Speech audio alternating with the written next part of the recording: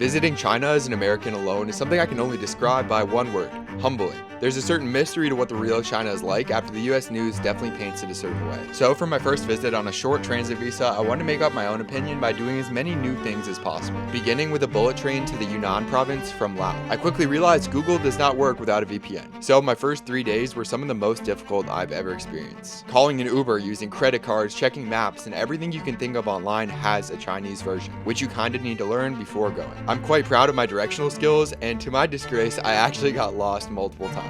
The first hostel I stayed in for $4 was pretty terrible, surprise, so things were not going my way. But I loved the second city I visited of Kunming, which by the way is larger than New York City if you haven't heard of it. There was incredible food, and a lot like India, the flavors were way more intense than the US version of the same food. As an American who has not been to Europe much, the feeling of moving on a high-speed train for the first time as an adult was crazy. It felt like we were floating. The bamboo and flower-filled parks were gorgeous, and although there was almost no English, the people in Kunming were so nice to me, contrary to what I've been told. I really didn't like the level of cigarette smoking going on in both cities though, and especially indoors. I finally felt like I kinda understood China until I went out to a club. The scene was more where groups of friends go to hang out and play games rather than US bars where everyone's dancing and meeting new people. I'd never seen anything like these finger games that we were doing, and they even played jump around, which I was not expecting to hear. Diving in alone, this was one of the most logistically complicated trips I've done, but after going once, my interest and confidence to explore more grew immensely. After these 5 days, I flew up to Mongolia to go to Siberia in the dead of winter, so follow me if you want to see those episodes.